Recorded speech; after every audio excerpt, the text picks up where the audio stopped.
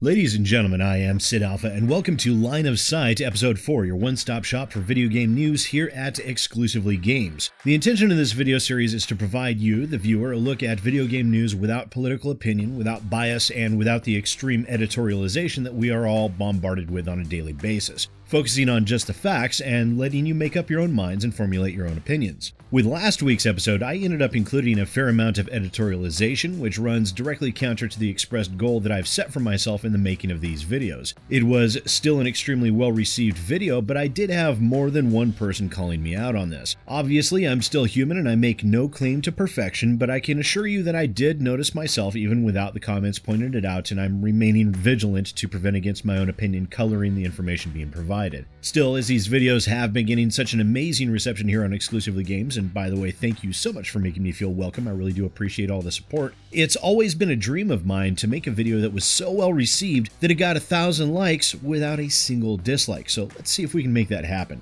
Anyways, you're here to listen to some news, not to hear me ramble on like I do in my normal videos. So what we have for you this week is the Epic Store launcher has been called out for potential security and privacy concerns due to data collection. Halo Master Chief Collection is coming to PC, and the case of too many pizzas. And Valve has been making changes to the Steam review system to combat review bombing. It's a bit of a shorter list this week, but there is a ton of information in here to go over, so now that we're all queued up, let's get started. The Epic Store has been called out numerous times in the past for their business decisions via paid timed distribution exclusivity, and also for their lack of features with the Epic Store. But data mining a person's PC is what is of the most interest for gamers on PC this week, as it was discovered that Epic might be collecting more information than they need or have any right to. We got all of this started to follow it off the back of the recent announcement made by Julian Gollop, the CEO of Snapshot Games, the developers of the upcoming video game Phoenix Point. Now, in that announcement, Gollop stated that they had accepted a timed distribution exclusivity deal with Epic Games for a period of 1 year, which would prevent the game from being sold on Steam, Discord, or GOG during that time.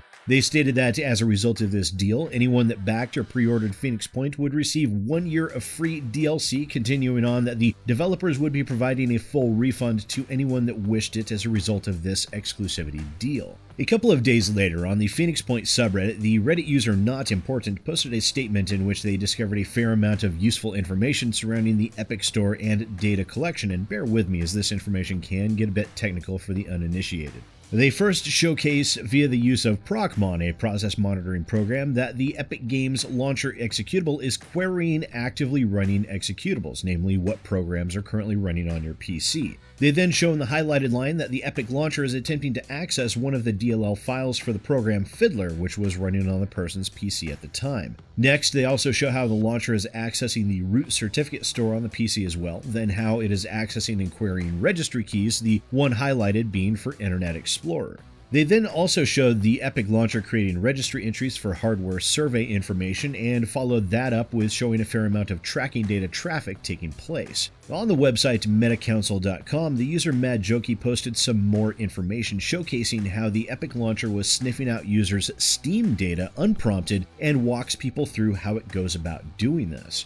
First, it verifies Steam is installed on the local computer and verifies its install location via registry entries. It then enumerates all of your Steam saved game data. Then it will read your localconfig.vdf file. Then once that is done, it creates a backup of the local config file.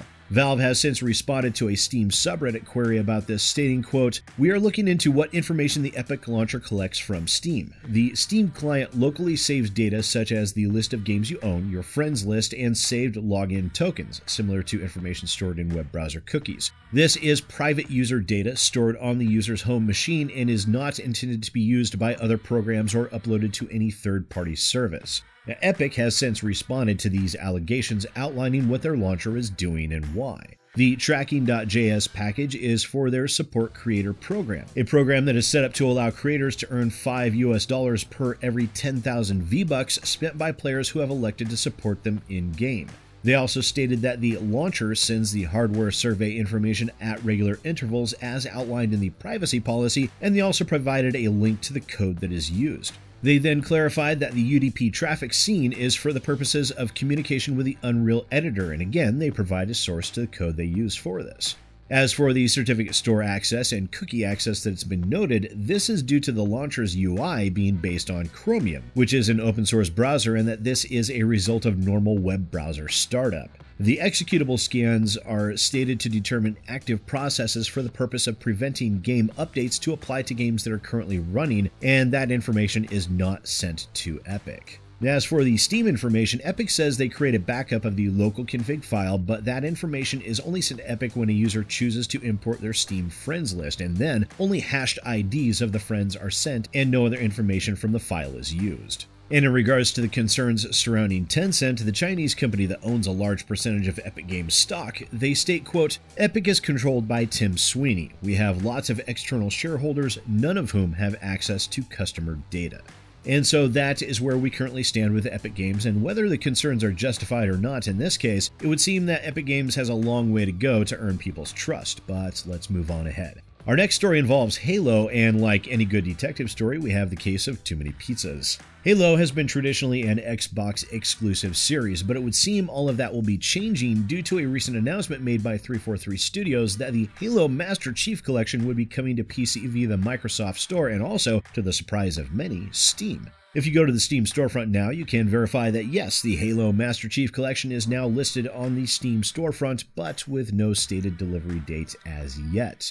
The list of individual games contained within the Master Chief Collection are as follows: Halo Reach, Halo Combat Evolved Anniversary Edition, Halo 2 Anniversary Edition, Halo 3, Halo 3 ODST, and Halo 4.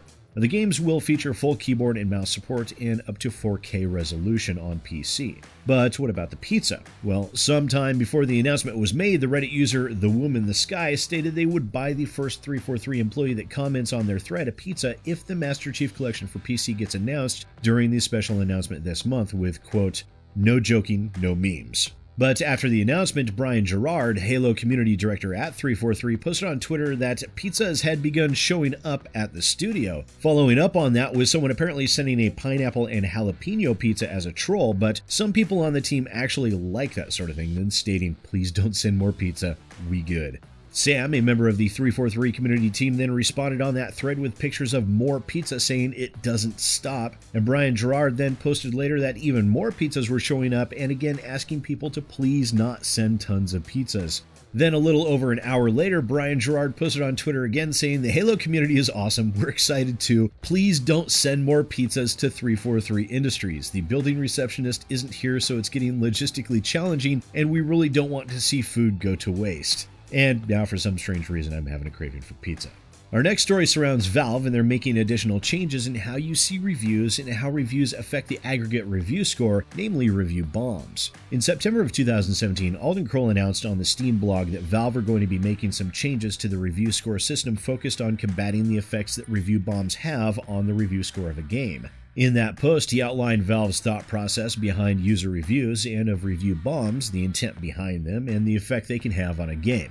The resultant decision was to create the histogram graph that showcases an easy-to-view metric of review scores along with their timestamps. In that 2017 post, Kroll stated, "As a potential purchaser, it's easy to spot temporary distortions in the reviews, to investigate why that distortion occurred, and decide for yourself whether it's something you care about. This approach has the advantage of never preventing anyone from submitting a review, but does require slightly more effort on the part of potential purchasers." Then on Friday, Valve announced that they were going to be making further changes to the review metrics in order to more directly combat review bombing. In that post, they say, "We're going to identify off-topic review bombs and remove them from the review score."